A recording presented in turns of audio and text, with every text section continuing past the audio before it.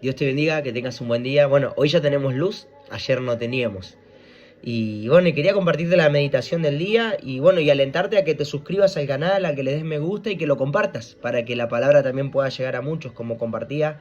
Y comparto siempre que el devocional es una parte esencial y muy importante de la vida cristiana y de la vida espiritual en Dios, que es necesario para que podamos nosotros comenzar a establecer una comunión con Dios, que bendiga nuestras vidas, que comience a cambiar y transformar, porque la palabra de Dios nunca vuelve vacía. Cumple el propósito para el cual Dios la envía. Y quería compartir la primera epístola del apóstol Pablo a los Gálatas, el capítulo 1, el versículo 10. Sabemos que el libro de Gálatas es un libro muy fuerte con respecto a la consagración, con respecto a la santidad, con respecto a los frutos, tanto del espíritu como de la carne, y es una confrontación también para nosotros. Y el apóstol Pablo empieza diciendo: yo soy un apóstol, no de hombres, ni por hombres, sino por Jesucristo. Porque lo que iba a hablar no iba a ser fácil, pero era necesario hablar. Y hay cosas que a veces no se hablan, pero son necesarios que se hablen, que se mencionen. Y en el versículo dice: pues, ¿busco ahora el favor de los hombres o el de Dios?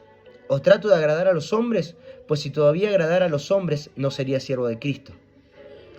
Mas os hago saber, hermanos, que el evangelio anunciado por mí no es según hombre. Pues yo ni lo recibí ni lo aprendí de hombre alguno, sino por revelación de Jesucristo. Todos conocemos la historia del apóstol Pablo, que era Saulo y era perseguidor de la iglesia. Y dice que aún él aventajaba a muchos en lo que él hacía. Era celoso por la tradición y perseguía y mataba a los apóstoles. Hasta que tuvo un encuentro con Dios que cambió y transformó su vida.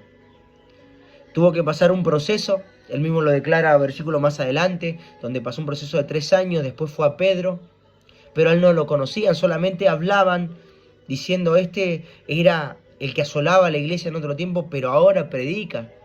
En un primer momento no le creyeron, pensaron que era mentira, que era un engaño para poder apresarlos y matarlos, pero tuvo un trato y un proceso con Dios tan fuerte que Dios lo transformó, lo cambió, pero para ser instrumento, porque desde el primer momento el Señor le dice a Ananías que vaya y que ore por él, porque era un instrumento útil y que le iba a enseñar lo que era padecer por la causa de Cristo. Iba a ser un instrumento tan poderoso en las manos de Dios, pero también iba a tener que ser tratado. Y acá en este texto que él resalta diciendo: ¿a quién nosotros buscamos alcanzar el favor? ¿De los hombres o de Dios? Cuando uno busca el favor de los hombres, uno quiere caerle bien a todos. Pero cuando uno busca el favor de Dios es diferente, porque uno habla lo que Dios pone en el corazón. Y lo que Dios pone en el corazón muchas veces no es agradable a las personas. Es más, no es ni siquiera agradable a veces nuestra propia familia. Nos pone en división o en diferencia, pero es para bendición y para victoria. Entender que la palabra de Dios vino para bendecir, vino para restaurar, para transformar y para libertar. Algo la palabra de Dios quiere hacer primero en nosotros, y lo va a hacer también en los que nos rodean. Pero tenemos que buscar primeramente el favor de Dios y la aprobación de Dios siempre.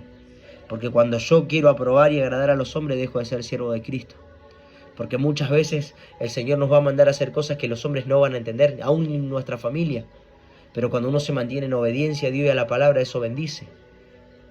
¿El favor de quién estamos buscando? ¿El favor de los hombres o el favor de Dios? De eso depende nuestra vida espiritual. Tenemos que entender que fuimos llamados a agradar a Cristo, solamente a Él. Ser guiados y direccionados por Él es lo más importante en nuestra vida cristiana. Que Dios te bendiga mucho.